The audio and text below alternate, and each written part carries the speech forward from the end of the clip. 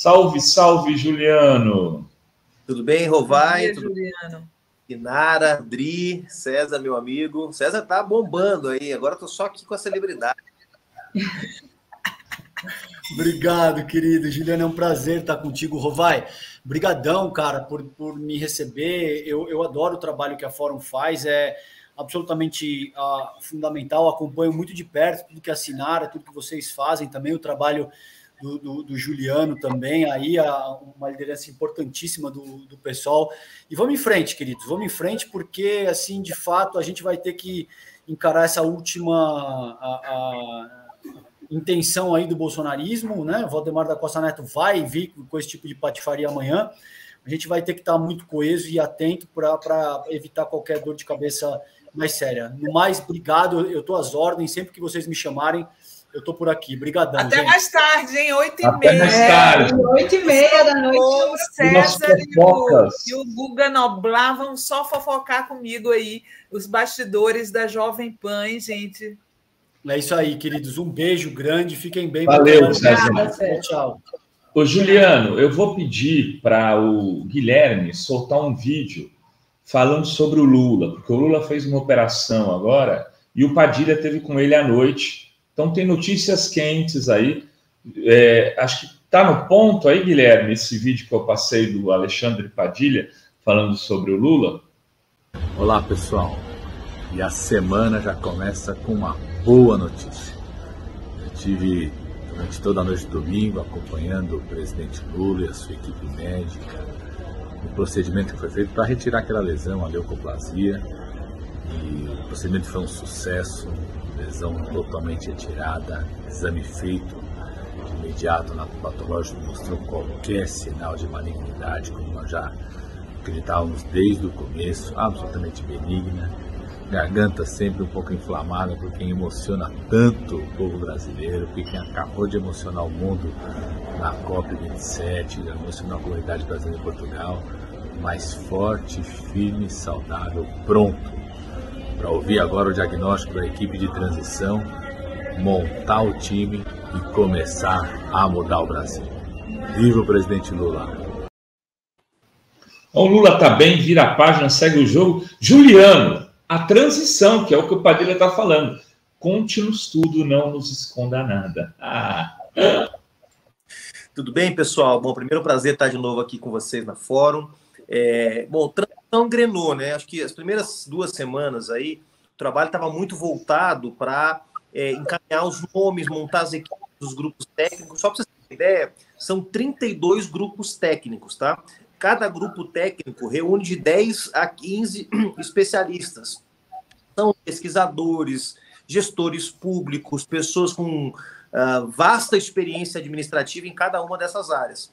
Então, nós vamos ter uma discussão aí que vai de 350, 450, talvez 500 pessoas, das quais, diga-se de passagem, só 14 são remuneradas, tá? Até agora, só 14 pessoas foram nomeadas, no máximo de 50 pessoas que podem ser nomeadas. Não precisa mais do que isso, porque a maioria dessas pessoas está colaborando como trabalho voluntário, não está sendo remunerado, então não precisa de nomeação. Então, um trabalho grande, um trabalho bastante complexo, desses 32 grupos temáticos. Alguns já estão mais adiantados, tem um trabalho já mais elaborado, mais desenvolvido, outros estão um pouquinho mais atrasados. Então, na semana passada, a gente esteve em Brasília, acompanhando bem de perto essa instalação desses grupos e dando também um sentido político, né? Quer dizer, é muito importante que os grupos levantem informações para a montagem do próximo governo, porque o Lula precisa saber como é que está cada ministério, que áreas que estão funcionando, que áreas que não estão funcionando,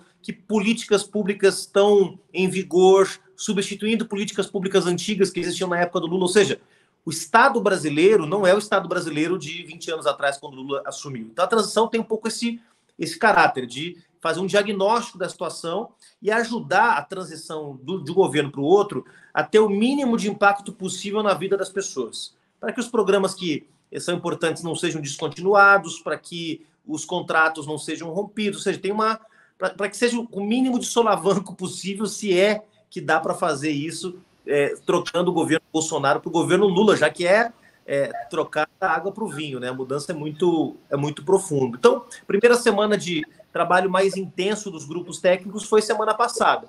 Eles têm agora 2 semanas para entregar os relatórios. Esses relatórios têm que dizer, olha, aqui no Ministério do Meio Ambiente tem 300 decretos do Bolsonaro que podem ser anulados. Aqui no Ministério do Meio Ambiente, a secretaria tal, tal e tal foi fundida e deu origem à secretaria tal. Aqui há tais e tais programas que atendem... Então, assim, fazer um diagnóstico e entregar isso para o Conselho Político, para a coordenação executiva, que é o vice-presidente Geraldo Alckmin, e, a partir disso, entregar para o Lula para poder saber que estrutura de governo ele vai ter para adaptar as necessidades do plano de governo que foi escolhido pelas urnas no dia 30. Trabalho não falta, viu, gente? Quantos ministros do PSOL vai ter? Fala logo para a gente aí. Coitado, que você ajuda. Nada, pelo contrário. A Sinara sabe que o pessoal se dedicou muito à campanha do Lula e à eleição do Lula, né? A gente realmente entrou de corpo e alma nessa campanha. Eu falava disso outro dia com um amigo, um companheiro do PT, que você via as imagens, né, dos comícios, dos atos de campanha, e o que você mais via depois do PT era PSOL. Tinha muito PSOL, a militância realmente entrou de corpo e alma nesse desafio que era derrotar o Bolsonaro.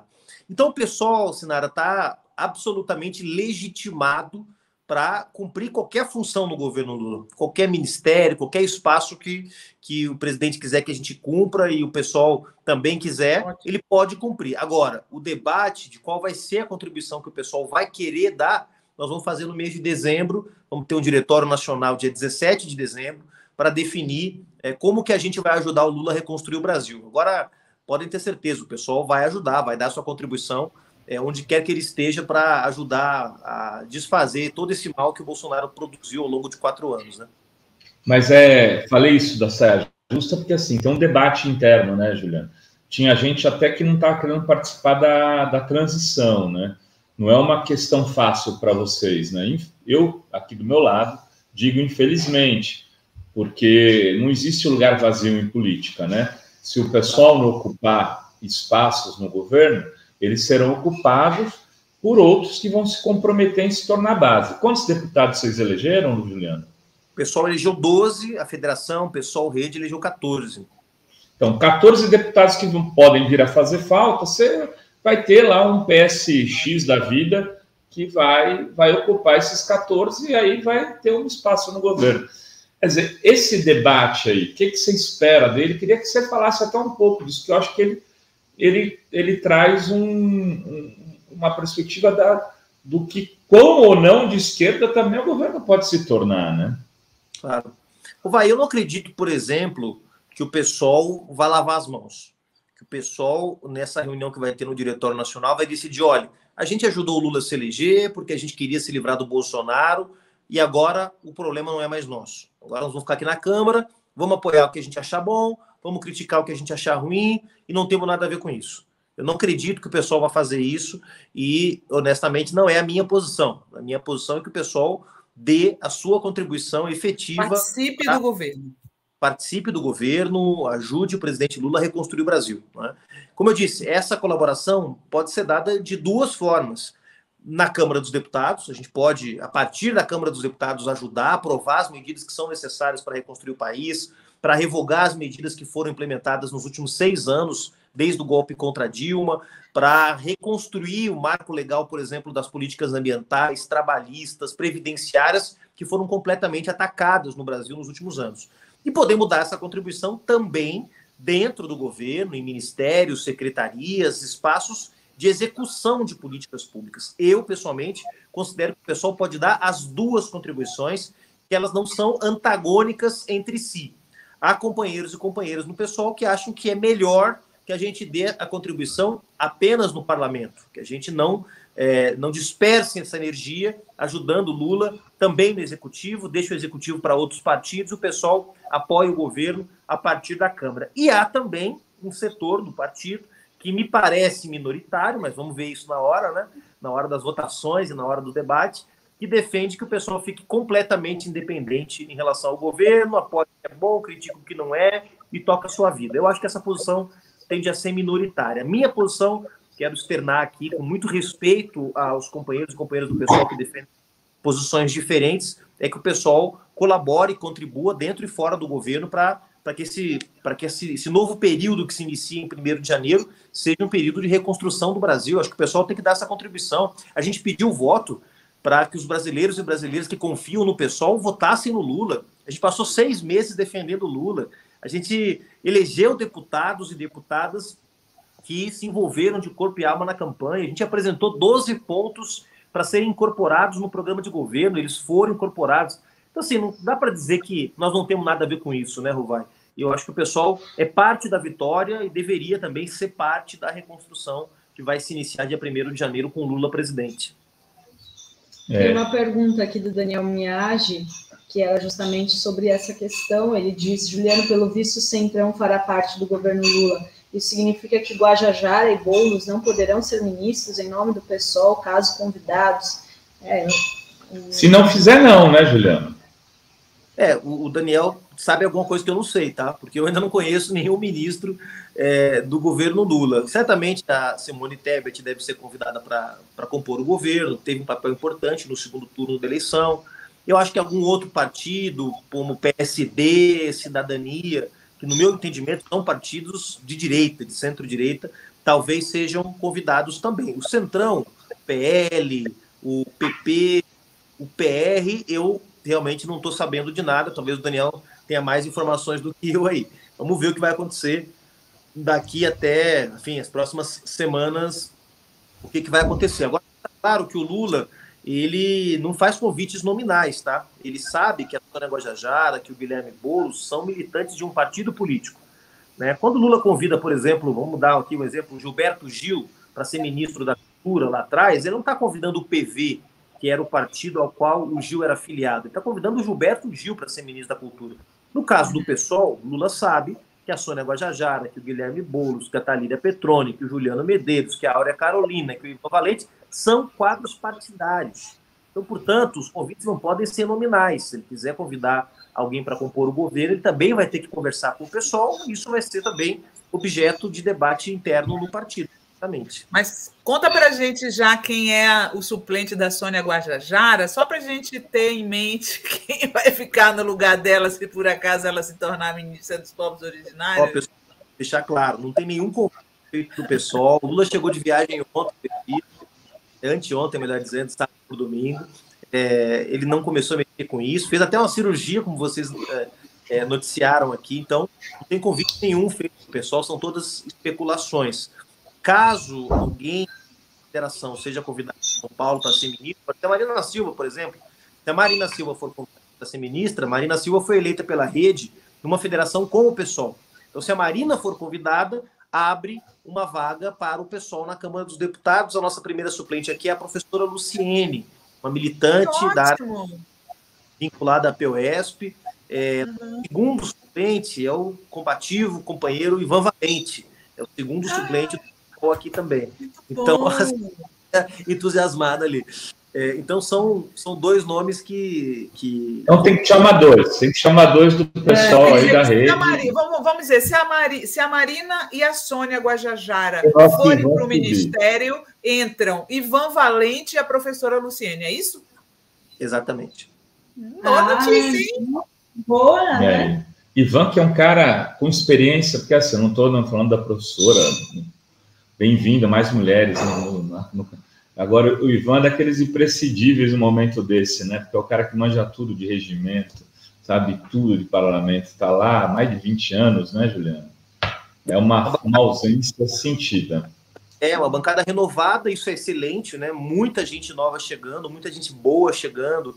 A Sônia, a Célia, o Chacriabá lá de Minas, está chegando o Tarcísio lá do Rio de Janeiro também, um companheiro extraordinário. O Henrique Vieira também, nosso companheiro pastor, a Erika Hilton aqui de São Paulo. Então tem muita gente boa chegando, Guilherme Boulos, claro, mas é uma turma que está iniciando, vai ser seu primeiro mandato, né, como deputado federal lá em Brasília. Então, certamente a experiência de um Chico Alencar que está voltando, de uma Luísa Erundina que se reelegeu, né, de um Glauber que também tem muita experiência já, apesar de ser jovem, mas já está na Câmara desde cedo, desde novinho, e do próprio Ivan.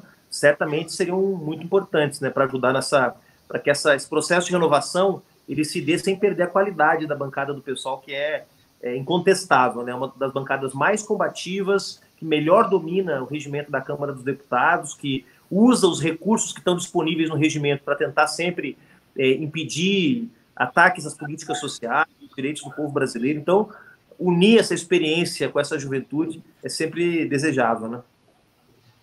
Rodrigo, a gente está aqui com um áudio do Nardes, que eu tinha pedido para ser separado. Da Nardes, que é conterrâneo do meu amigo Juliano, né? Gaúcho. Então, eu queria colocar aqui, porque eu acho de uma gravidade, porque ele é do Tribunal de Contas da União, né? Foi parlamentar, foi um cara... É um golpista clássico, mas, assim, o áudio é, por si só, autoexplicável. Solta o áudio, por favor. Não sei se está na mão aí. Eu tinha pedido faz tempo aqui para o Guilherme. Não estou vendo aqui, não. Acho que ele vai compartilhar, né? Estimado Sartori, como eu sou magistrado e julgo muitas coisas do que estão acontecendo no Brasil, praticamente muita coisa passa pelo Tribunal de Contas da União, somos 9 lá, e a situação é bem complexa, muito complexa. É o pior momento que a nação vai viver, mas talvez seja importante para poder recuperar, até pelo depoimento desse caminhoneiro aí, mostra a visão que todo mundo está tendo. Não há mais os intelectuais da nação. Hoje você consegue escutar o que a gente vem pensando há muito tempo das pessoas mais humildes da nação e que têm uma visão clara do conjunto do país, que nós somos hoje uma sociedade conservadora que não aceita as mudanças que estão sendo impostas e que despertou.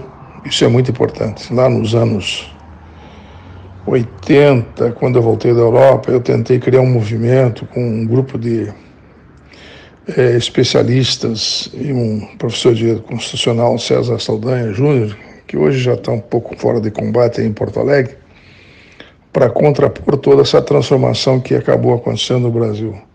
Criamos um instituto, enfim, fazíamos aulas para defender a economia de mercado, capital, mas fomos superados pela incompetência de todos nós. Claro que lutamos muito. Eu tive na época conversando com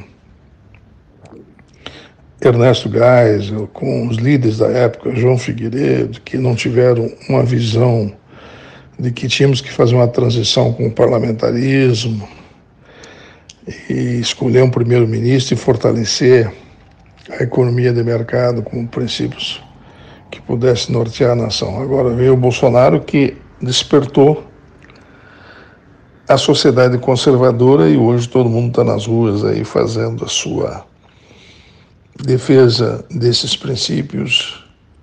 Demoramos, mas felizmente acordamos. Demoramos, mas felizmente acordamos. O que vai acontecer agora? Está acontecendo um movimento muito forte nas casernas. Eu acho que é questão de horas, dias, no máximo uma semana, 2, ou talvez menos que isso, que vai acontecer um desenlace bastante forte na nação. Imprevisíveis. Portanto, a fala desse cidadão é para despertar o produtor rural também, porque não adianta.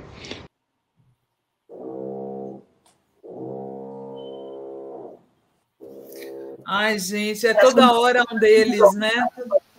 Oi, é de uma gravidade imensa a fala dele. Nós estamos falando de um cara de toga. Que fez o impeachment da Dilma, né? Foi ele que deu o pontapé inicial na rejeição das contas da Dilma. Isso é importante lembrar. Ou seja, queria até... Ontem o Paulo Pimenta fez uma tríade aí de tweets muito, muito boa, explicando quem que é o golpista. Não sei se o Juliano viu, mas ele fala, eu conheço Augusto Nardes, eu vou até pôr aqui na tela, e aí o Juliano já comenta. Eu e minhas dificuldades aqui, mas vou lá. Aqui é do Chrome, Twitter. Não é esse aqui, Zap. Agora vai. O Juliano... Que aí eu queria ouvir do Juliano isso, porque o Juliano deve conhecer também o Nardes bem, né? Ele fala o seguinte, ó. Eu conheço Augusto Nardes desde quando fomos deputados estaduais no Rio Grande do Sul, nos anos 90. Trata-se de uma raposa experiente e perigosa, isso que mais me preocupa. Deputado federal se aproximou do Severino Cavalcante e foi para o TCU. Denunciado nas Zelotes, ele quase foi caçado, gente. Conseguiu que o inquérito nunca fosse adiante. Essa operação Zelotes era para ter levado ele à cassação. Foi decisivo no golpe contra Dilma, uma mulher honesta que foi vítima de um esquema perverso. Aproximou-se muito de Bolsonaro e sua família hoje é da cozinha do clã. Estabelece relações com o que há de pior do agro e das Forças Armadas, tem e custa acreditar em sua ingenuidade. O áudio vazado é gravíssimo e não pode ficar impune. A sensação de impunidade alimenta monstros e faz de covardes pessoas perigosas. Suas movimentações são por interesses que sequer imaginamos, mas uma coisa é certa: poder, privilégios, dinheiro e proteções aos seus crimes são alguns. Não podemos dar vitrine aos criminosos golpistas.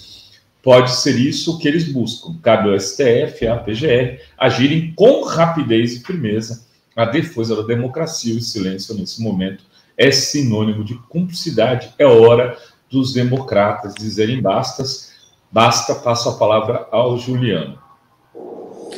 Acho que esse áudio do Augusto Nardes aí, que de fato, como diz o Paulo Pimenta, é um sujeito com uma larga trajetória vinculado à velha direita, ao agronegócio, aos setores mais atrasados e reacionários da política gaúcha, que está no TCU por aquelas negociatas sujas que levam esse tipo de gente a ocupar uma vaga no Tribunal de Contas da União, mas ele expressa uma tentativa de esticar a corda por parte de gente da política, por parte de gente da sociedade, formadores de opinião, que não aceitam o resultado das urnas.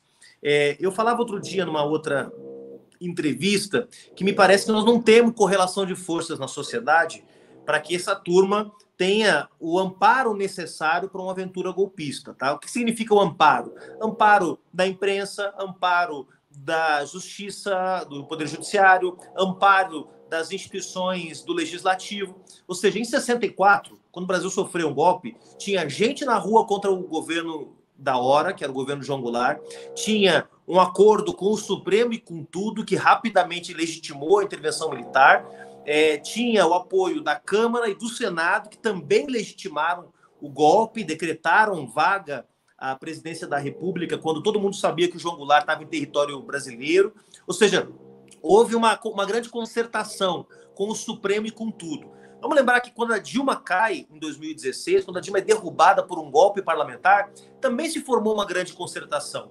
Tinha gente na rua, o início desses movimentos Brasil Livre, vem para a rua, essa turma estava com as mangas de fora, então tinha uma correlação de forças na sociedade favorável ao golpismo, tinha o apoio da imprensa, da grande imprensa, tinha o apoio da Câmara, tinha o apoio do Senado e tinha, pelo menos, a conivência do STF. A questão é, nós temos um cenário parecido com esse para que o Bolsonaro impeça a posse do Lula? A minha avaliação é que não, nós não temos. Porque o Bolsonaro não tem o apoio do Judiciário, não tem o apoio do Congresso, não tem o apoio da imprensa, está isolado socialmente, ou seja, na sociedade, a maioria da sociedade não quer mais confusão, não quer impedir a posse do Lula. Agora, o fato deles estarem em minoria na sociedade e nas instituições não significa que eles aceitem estar em minoria, tá? Então tem uma parte dessa turma, tem uma parte desse movimento golpista que sabe que isso não vai dar em nada e que está fazendo onda para poder, digamos, manter a sua hegemonia no campo da direita e ser a principal força de oposição ao Lula. Isso é o pessoal mais da política que está pensando. Mas tem uma turma que simplesmente não aceita. Não vai aceitar a vitória do Lula e vai questionar o resultado da eleição, vai ficar fazendo firula em frente aos quartéis, vai, na primeira oportunidade, pedir o impeachment do Lula. Então, nós temos que saber diferenciar. Uma coisa é saber que não tem correlação de forças na sociedade, nem amparo das instituições de Estado para viabilizar um golpe. Outra coisa é saber que essa turma ignora isso, uma parte deles ignora que não há correlação de forças e vai manter a corda sempre esticada. Como é que você faz para resolver isso, Rovai? Tem que cortar a corda. Não tem jeito. Tem que bloquear os bens dos financiadores, dos empresários, como já começou a fazer o Alexandre de Moraes. Tem que fechar os canais que disseminam mentira, ódio, que ameaçam. Tem que impedir o Silas Malafaia de fazer o vídeo criminoso que ele fez ontem, né, assistido por milhares, talvez milhões de pessoas, em que ele diz que se o Alexandre de Moraes e o TSE não derem uma resposta à altura ao questionamento das urnas que o PL vai fazer, o Brasil vai pegar fogo. Que pega fogo? Quem que vai pegar fogo? O Silas Malafaia vai incendiar o país? Então, esse tipo de coisa tem que coibir. Aí não tem conversa. É tacão de ferro mesmo, é a força da lei para coibir esses criminosos, porque eles não têm correlação de forças na sociedade, nas instituições, para viabilizar o seu plano golpista e não podem ficar falando impunemente como se isso aqui fosse uma república das bananas. É cadeia neles, na minha opinião. Numa boa, sem frescura. Não sei o que a senhora acha, mas jaula. Um cara desse... Eu acho que o Alexandre tem que falar o quanto antes, né? O Alexandre tem que falar, o Alexandre tem que dizer que essa história das urnas é mentirosa, é uma narrativa mentirosa, né? Acho que ele tem que falar e não pode estar sozinho. Ele tem que estar amparado por outras autoridades para que se fale que essa história é uma história mentirosa, porque eles vão usar isso daí como desculpa para tentar... Acho que o objetivo, Juliano, Rovaidri, é tentar desestabilizar o país, né? Você já começa o governo Lula com uma desestabilização, né? Eles já começam sabotando, porque a partir de agora a sabotagem a arma que eles vão usar, né? A sabotagem. Então, assim, me preocupa muito, por exemplo, uma sabotagem muito frequente contra governos de esquerda, que é o desabastecimento. Né? Então, acredito que o Lula e o pessoal da transição já devem estar monitorando isso, porque o desabastecimento, né, vocês veem que a história deles é com as transportadoras e quem não aceita participar, eles tocam fogo, certo? Então, assim, o risco de desabastecimento no começo do governo Lula tem que ver logo isso. Essa questão do abastecimento é bem séria, né? E a gente, quer dizer, para que isso não ocorra, a chave é o que o Juliano falou, que um pouco que já está sendo feito pelo Supremo, pelo Alexandre de Moraes, que investigando esses empresários, trancando a conta deles, mas ao mesmo tempo começar a colocar a gente na cadeia, porque esse pessoal só entende essa língua, bolso e algema. Juliano, queria te dar aí, passar a bola para você fazer o teu destaque final. Antes, deixa eu só ler superchats aqui para o Juliano, aí a gente já passa para ele. Um pastor de esquerda, o Zé Barbosa, um beijo para o Zé Barbosa, ele diz: o PSOL é necessário e muito importante nesse momento da política brasileira, e que bom ter o Juliano como presidente, que é um cara atuante e dialogal. E nosso amigo ainda, essa vontade. Que vai Daniel Miage... Daniel Miage diz: Mauro Lopes disse no Fórum Café que parte do PP, parte do PL e parte do União Brasil talvez possam ir para a base do governo Lula. E tem aqui também a coisa é compor o governo. Vamos deixar isso, tem uma diferença, tá? Pode parecer sutil, mas não é. Faz muita diferença se o PP entra no governo, se o PP vota com o governo, tá? Então isso vai ser levado em consideração também pelo pessoal para tomar decisões aí. E tem aqui também, olha só, Sandra Nunes, tem a mesma leitura que o Juliano, ela é de Palhoça, Santa Catarina, e tem uma pergunta do João Farias, nosso membro aqui: Juliano, este cenário que os milicos golpistas, junto com este Nardes como líder, não estariam tentando criar cenário parecido com o período da pré-legalidade, e agora não teríamos um cara como Brizola? Pré-cadeia da legalidade, né? A cadeia da legalidade, né? Eu acho que é um pouco diferente, porque, veja, qual foi o problema para lembrar, assim, ou para falar para quem não conhece a história. A campanha da legalidade foi feita porque o João Goulart, que era o vice-presidente eleito, estava fora do país, estava na China, quando o Jânio Quadros, que era o presidente, na época o presidente e o vice eram eleitos separados. e o Jânio Quadros, que era o presidente, renuncia ao mandato. O que a Constituição dizia, o que a lei dizia, portanto, a campanha da legalidade, que o vice tinha que assumir. Como o João Goulart estava fora do país e como ele tinha sido eleito por uma chapa diferente, o João Goulart era do PTB e o Jânio Quadros era de um pequeno partido, acho que era o PRP, se eu não me engano, isso gerou um questionamento. Então, houve uma crise institucional, ou seja, havia nas instituições de Estado divergência sobre como resolver aquela situação. Hoje, não há nenhuma divergência sobre o que tem que acontecer. A Câmara, o Senado, o TSE, o STF, todas as forças, e eu suponho a maioria das Forças Armadas, sabem que o que tem que acontecer é o Lula tomar posse em 1º de janeiro. Então, essa é uma diferença fundamental. Não há uma crise institucional entre as instituições de Estado. Não estou falando do governo Bolsonaro. O governo Bolsonaro está alimentando o golpismo, mas não tem uma crise de legitimidade da vitória do Lula. O bolsonarismo está tentando criar essa crise, mas hoje ela não existe. Ninguém questiona a vitória do Lula. E é por isso que o Lula vai tomar posse em 1º de janeiro. É por isso que essa turma vai ter que enfiar a viola no saco, vai ter que entender que perdeu a eleição, perdeu o mané, como disse lá o ministro Barroso em Nova York, e vai ter que se organizar como oposição política legal. Porque se continuar desestabilizando o ambiente democrático, eu estou achando que o Supremo Tribunal Federal está disposto aí às últimas consequências, e se depender da gente, do PSOL, na Câmara e na sociedade, nós vamos lutar para que quem participou dessa guerra suja, que foi o bolsonarismo, 4 anos, difundindo mentiras, ameaçando a vida das pessoas, impedindo que elas tivessem acesso a medicamentos e a vacina, estimulando o ódio, a intolerância, que essa turma pague pelos seus crimes. Eu não vou descansar um dia enquanto isso não acontecer. Obrigado, Rovai. Obrigado, Sinara. Obrigado, Dri. Um prazer enorme estar com vocês de novo aqui. Vamos pro pau. Juliano. Tem conversa, viu? É lei e ordem para cima deles. Vamos embora. Law e order. Aê, grande Juliano.